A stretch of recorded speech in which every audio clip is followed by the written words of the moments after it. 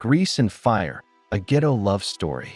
In the heart of Ajagunal, one of Lagos' most vibrant ghettos, life breathed loud and rough. It wasn't a place for the weak.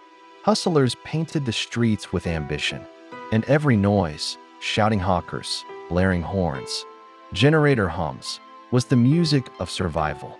Under a crooked zinc roof beside a workshop covered in soot and spare parts, lived Kunle, a 27-year-old mechanic. His hands were always greasy, his overalls torn, and his workshop shared a wall with the open gutter that reeked in the afternoon sun. But behind his tired eyes was the silent fire of a man determined to rise. Just across the dusty street, under a faded umbrella and beside a smoky iron pot, stood Amaka, a curvy, loud, and beautiful woman in her mid-20s. She sold beans, dodo, rice, spaghetti, and sometimes abacha. Her eyes could stop traffic, and her laughter could wake up dead hope in tired men. Every man who ate her food fell a little bit in love with her. But she only noticed one man, Kunle, the mechanic who never seemed to talk much, yet always stared too long.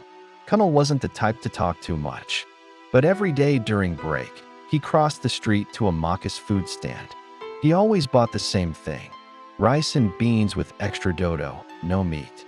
She noticed that he never asked for meat, no matter how hungry he looked.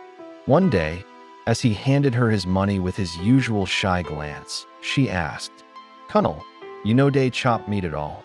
He looked at her and smiled, the first real smile she had ever seen on his face. "Meat no be for everybody. As I day now, grease still full my pocket, not money."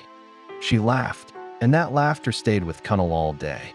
That evening, as she packed up her food stand, she wrapped a small bag of stew meat and crossed over to his workshop. He looked up, surprised. "Not gift," she said. "You day work too hard. Enjoy small." From that day, their hearts began to stitch themselves together in small moments. Their relationship bloomed like a stubborn flower in dry soil. They had no money, no luxury, just laughter, shared akara by the roadside, long talks by the gutter when the sun had gone down. Amaka became the reason Kunle worked harder. One day, he came late to her stand, with his shirt ripped and blood on his shoulder. "What happened?" she cried. "Area boys. One customer no gree pay for the work. Dem come beat me when I argue." She cleaned his wounds with salt water and wept silently that night. The next morning, she borrowed money from her elder sister and bought a new toolbox for him. "This one not better tools," she said. "You go repair even Oyabo car now." Kunle looked at her, overwhelmed. No woman had ever done that for him. He promised himself he would marry her. But love in the ghetto is never without trouble. A rich man named Chief Ibuka came to the ghetto one day with political promises and flashy cars. He saw Amaka and wanted her.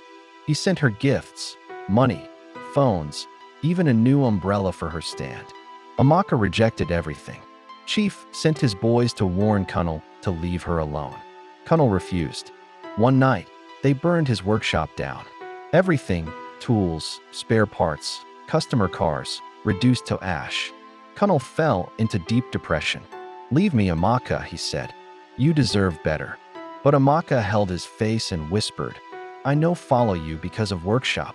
I follow you because you be man, a real man."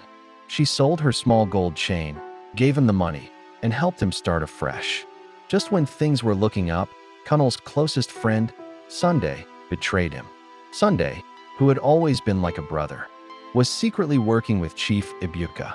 He reported all Kunle's moves, hopes, and plans. One night, Chief's boys ambushed Kunle and stole the money meant for his new shop. When Kunle found out about Sunday's betrayal, he nearly killed him. "Why? Why you do me like this?" Sunday wept. "I no get choice, Kunle. My mama day hospital. Chief say he go pay." Kunle left him bleeding but alive. Months passed.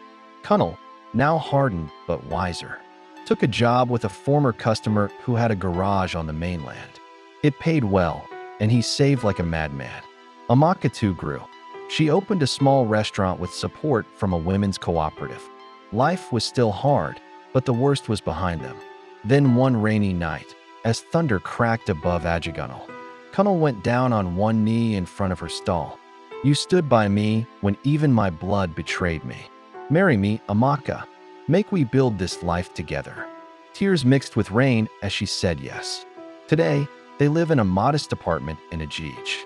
Kunle owns his own auto shop, and Amaka's kitchen has become the go-to eatery for mechanics and bus drivers alike.